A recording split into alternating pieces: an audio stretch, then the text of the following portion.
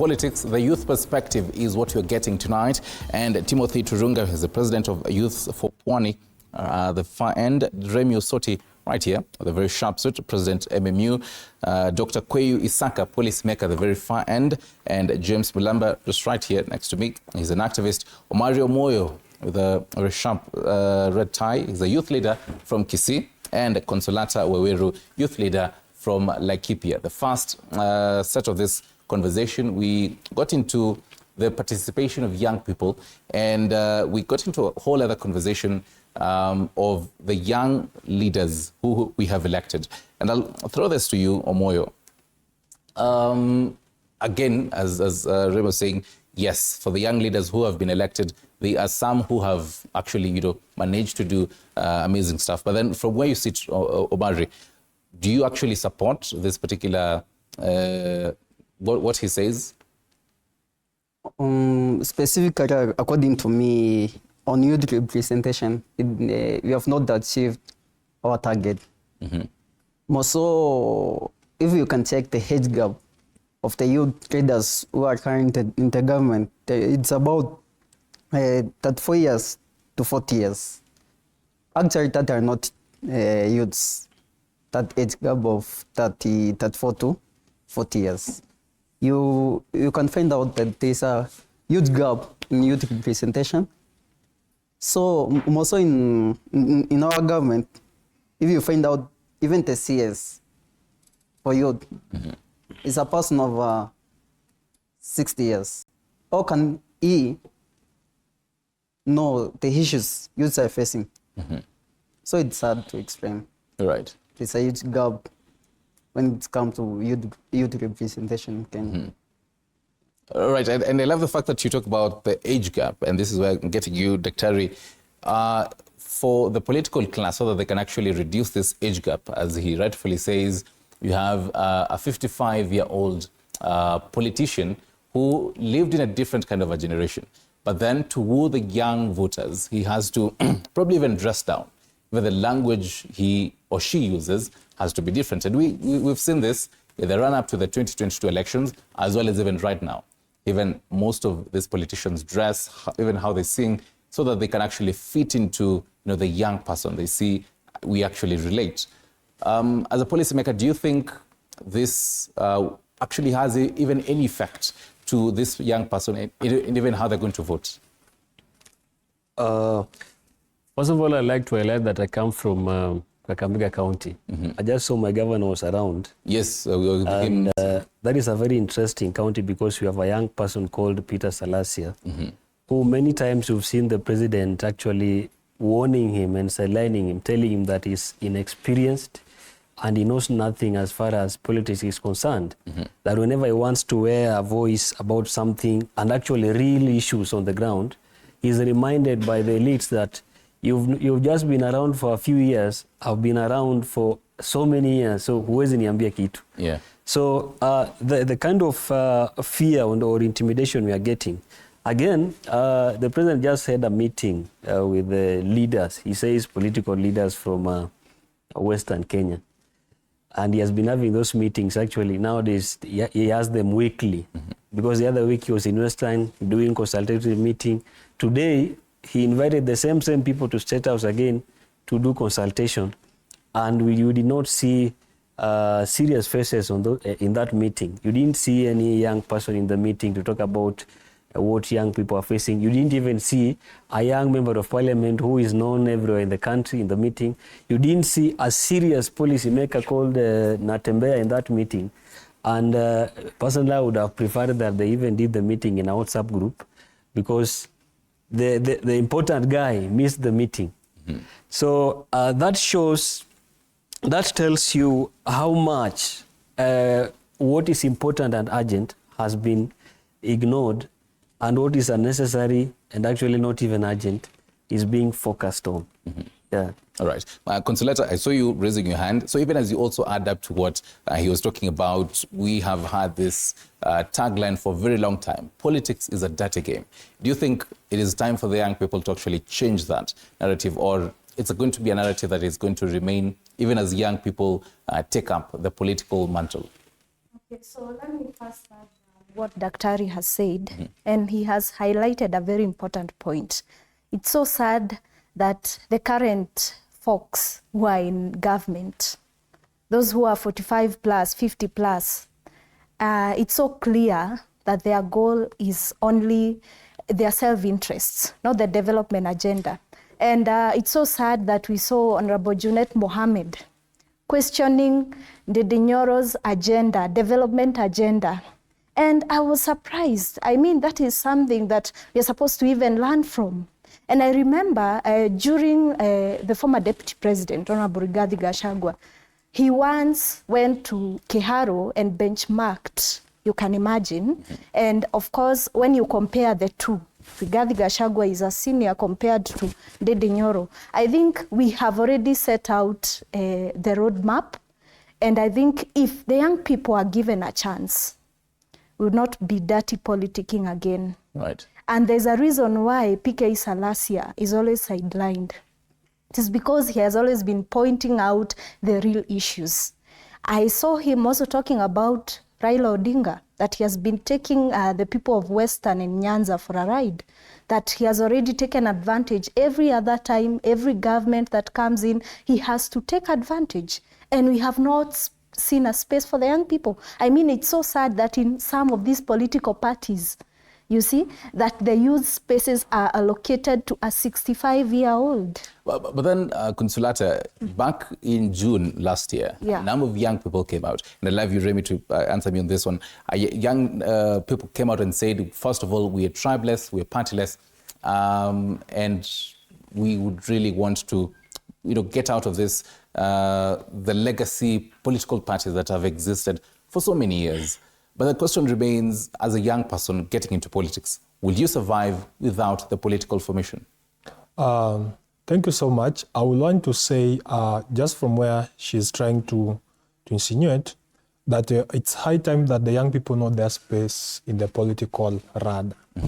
And specifically speaking, I want to say that it was so unfortunate that we were too much onto ourselves that we not realize that it was high time to organize ourselves so that we would have a vehicle that we call a political party or political ladder to make us now be in the political limelight. So then the young people need a political party? No, not necessarily a political party, but then even in the existing political party. In fact, political parties are too many in Kenya that if the young people are inculcated to those political parties fully and participate to the better part of their knowledge, then I believe we can make very good... I would beg to disagree. Will you want to be in a political party? Do you think young people would actually survive without the political party formation? We cannot survive without a political party. Okay. This is the truth. The current political parties that we have, say ODM, Jubilee, UDA, Wiper, are but kiosks of their party leaders. Okay. Basically, what Raila Odinga says in ODM is what flies. That is why they've always kept Babu Owino at bay. Ask yourself why, as a young man as brilliant as Babu Owino has never gotten himself into the party leadership. Because Raila sees Babu Owino as a threat. And that is exactly how they are going to perceive any intelligent young person out there who is a man or a woman of good standing, a man or woman of integrity, and a man or woman who has a vision. And that is the exact reason why William Ruto had to leave ODM in 2007. When he declared he wants to be president, that was challenging Raila Odinga to his face. I know Raila Odinga, you want to be president, but I am challenging this party to hold nominations for the presidential candidates so that we can at least get one candidate from this party. That has never happened before. Raila Odinga has always been the presidential candidate. Turunga, we have right now, we have definitely seen even young people come out and say, I want to vie to be president. And I challenge you, and he, particular names, challenge the political leaders that we have in the country saying, come 2027, I want to face you in the ballot. But then what they are told is without a political figure A, you will not make it. As a young person, what are your thoughts on this, that you have to cling on a particular political figure to actually make it? What we have in Kenya, the problem is is not the political parties. The problem is the structure that we have in those political parties, where the youth, or rather the political parties, they lack autonomy, where political parties are treated as someone's, or rather a business. You see, we need to change that narrative, because if you look at all the political parties that we have in Kenya, how many young people do you see them in the neck? Actually, you'll be shocked even is 0.1%, or rather even 0%.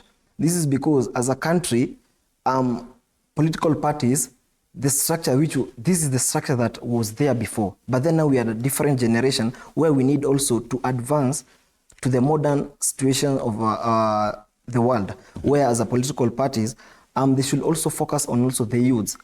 That's also, I encourage our youthful leaders and also the youths to take part in these elections, vie for these positions, because in our constitution, Article 55 is given to the youths. Would you encourage the young people listening to you to join a political party? I encourage them to join the political parties, because it is through these political parties that we will get positions to change the narrative of our country. Right. Because without a political party, let me give you a life example.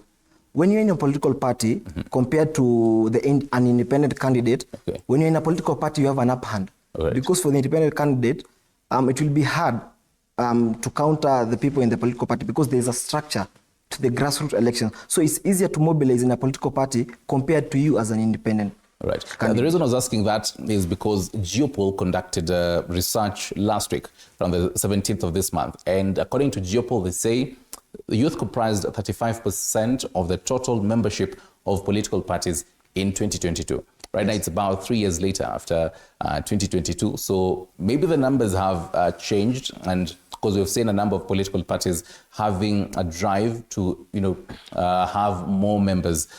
I don't know, from Omari, from Kisii, as a youth leader, do young people even want to get into political parties? According to me, there's less enlightenment on the policies, where the first policy is about the formation of political parties. You find out when a political party is formed, it is formed in silence, and there's no enlightenment. For example, I saw yesterday about 6 parties were gazetted, new parties, but you can't know when they were formed. You find there's zero knowledge to youths when the political parties are formed. The second thing, it comes in the party formation. You find youths are given just one seat in the neck, which is the youth representative. And you find out that youth representative is of the age gap of, again, 35 to 40. That's not a youth. If you would allow me, I would chip in into this, to what my senior is saying, and to what Timothy Turunga was saying. They seem to agree that we need a political party. Right. But they seem to get it wrong. They have the disillusion that we joining those political parties, we in a way are going to shape them for the better. This will not work. The current political parties, as I've alluded to before, are owned by these party leaders exclusively.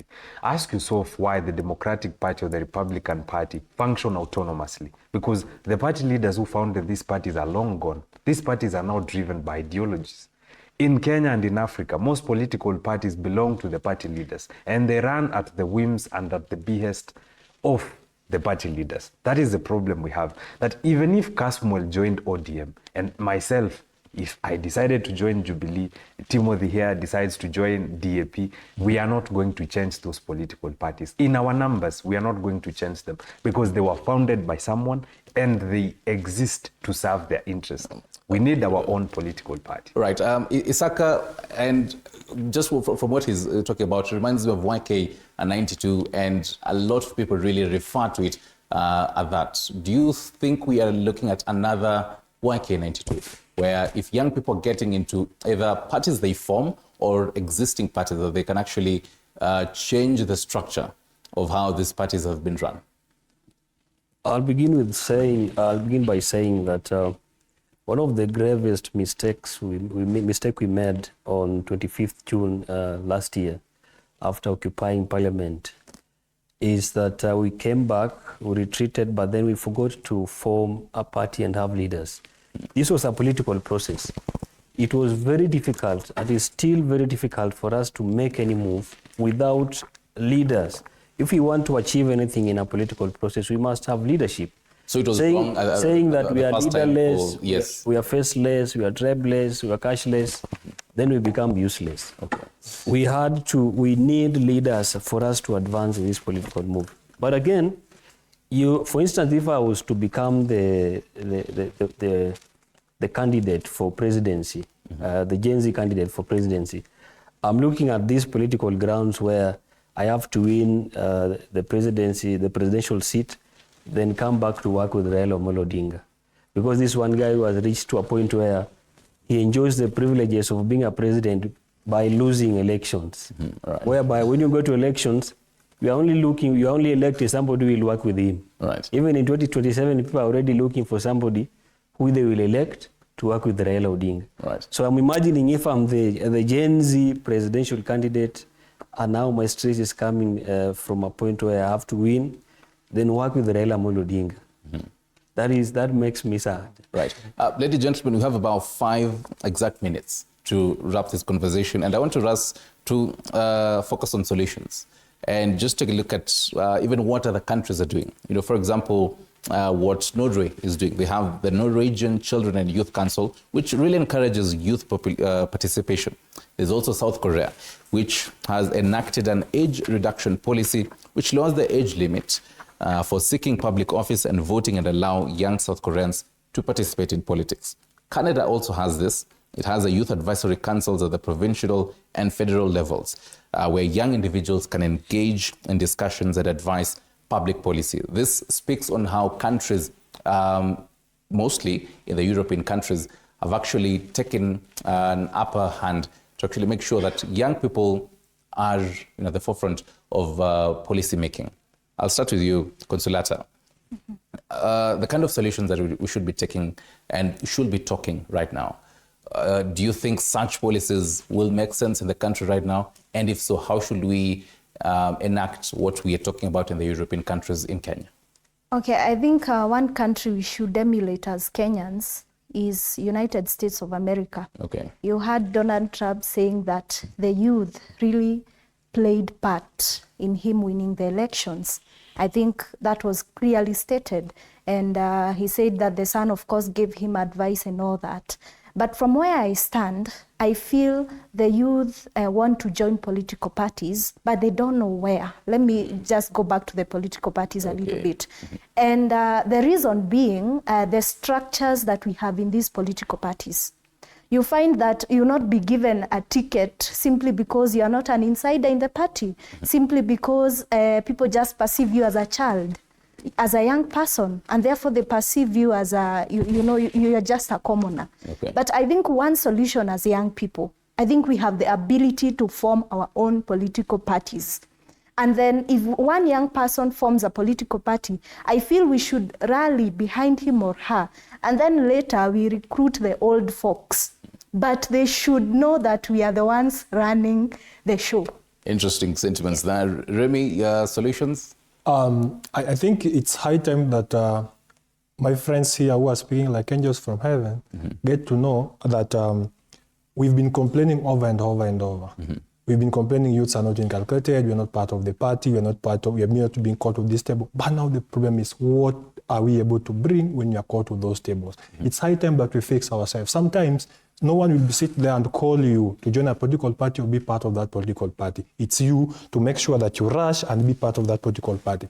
And then the next thing that we have to do as a nation, we have the National Youth Council. I'm sad to say that even in that National Youth Council, it's made up of adults who are not even youths. However, it's high time that we must now exploit. We must now educate the youths on their role and the importance of them participating in these elections. I can tell even at the campus level, some even the elections within the university, they don't even participate. Why? Right. They believe that is not their work. Okay. I believe formation of political party to this extent, it's not even important. Okay. What what is important is how are we going to now to move to the already existing political parties so that you take part and be of usefulness to those political parties. That is what will be important. And as we move to that moment and as we foresee that one, we must also envision ourselves that how are we going to the grassroots level to educate our people to come up and be part of the political process in Kenya. Thank you very much. Mulamba, briefly, solutions. He has preempted me, but I would echo his sentiments. Firstly, I am disappointed that we have a National Youth Council that does not work. The National Youth Council was vibrant during Uhuru's tenure for the 10 years he was president. Okay. In came William Ruto, the president who appeared to be a hustler-oriented president because, well, most youths are hustlers, according to him. And we thought that this president would really prioritize the issues that are affecting the young people. And we thought that he would revamp the National Youth Council or probably come up with another alternative council that would put views on the global map and on the national map to discuss issues that are affecting this country. That has not happened. The National Youth Council is a shell of its former self. Right. And I think if this message gets to the president, well, I'm not his advisor, but I think something should be done to the National Youth Council because out here, that National Youth Council has shaped so many leaders, business leaders and political leaders alike. I also think that we need a political party. Okay. That I will reiterate. But then the problem is, how do we identify the right person to lead this political party and to come up with this political party? All right. As I finish, I think we also need civic education because now that the young people are engaged in politics, now that they care, now that they want to redeem this country, we need to start talking about how the constitution is biased to the young people and how the current president is not funding youth startups and how the Hustler Fund is not working for the Hustler groups. So civic education really is important. Turunga, solutions here, but very briefly. To add on what you were saying, the civic education, if you may remember, last year during the protest, it is civic education that brought more people to the streets because they were educated on what these are the issues that are affecting us. It's through civic education that the people will get to know these are the issues that are affecting us and this is what we need to do. So as a nation, when it comes to political parties, the reason as to why the Gen Z, they say they were partyless and leaderless is because in Kenya it has been proven again, over and over again, that the leaders have a price. That's why you realize that BAMBA has been in government for like the longest since Moi's time. At the peak of every revolution, BAMBA comes. He claims, amekuwa baba for, so he claims each and every time is at the peak of every revolution where people come together to fight for their rights. You see, so as a nation, we are heading to where I foresee what happened in UK through the Labour Party, where we have a member of parliament who is 21 years. I foresee the same happening in Kenya because now the youth are woke and they are ready to take up these positions. Courtesy of civic education. Omari, the people of Kisii are definitely looking up to you on matter solutions. What solutions should we even be talking about? For me, the first solution to change the youth perspective, to change this thing, the first thing is the policies on the structural formation. We need something like, for women to have a third gender. For youths, we need something like a third youth role. Okay. In that way, for example, like we have 20 cabinet secretaries, we have 5. Okay. Into formation. So structure formation, policy change, and empowerment. You know, an empowered youth is a person who is strong. Right. So we need empowerment, structure formation, and policy change. Right. Dr. wrap it up for us. Solutions, what should we be talking about? Definitely the government is listening to TV47 tonight. And I'd like to believe they're jolting down the beautiful ideas all of you are saying. So yeah, wrap it up. Once again, I'll say that I understand politics feels like an exclusive VIP club where the young people are stuck outside, struggling with the bouncers to get in. But here is a plot twist. We need to understand that we outnumber the bouncers. And if we show up in these numbers, we will not only occupy this club, but we will also guide what is happening in the club. Every decision, including jobs, taxes, government appointments, we will control what happens there. So therefore, instead of complaining from the sidelines, let us get inside this club and change the DJ. Because honestly, the current playlist is not working for us. Okay. Thank you very much. What a way to wrap it up. There he says the music should be changed, the DJ should be changed, and a new DJ should be on the decks. Allow me to read what you're saying out here, and just a few, about 4 comments, what you're saying here tonight. George Mukanda says, Governor, be a blessing tonight. Talk about the conversation we had with the Kakamega Governor Fernandez Baraza earlier tonight. That meeting was for dynasty warriors and choir members of Ruto regime, still the same. Victor Musioka says, young people are already in political parties. Everybody should speak in his own space. Political parties are UDA and ODM. As circles, Gen Z and Comrade should avoid those circles and political parties. The last one, no single Gen Z, no Comrade can vie for presidency. Let's support the existing leaders who are competent. We have not yet met the qualifications to vie for senior seats. Let's have a background. Not my words, those are what you are saying. Ladies and gentlemen, thank you very much for being with us. It is 11 p.m. East African time. Rhoda Nyamai has been on the sign language docket. I'm used to Listanda Nyuringita on behalf of the entire amazing crew who made it possible since in the morning cafe until now. Have yourself a wonderful Wednesday evening.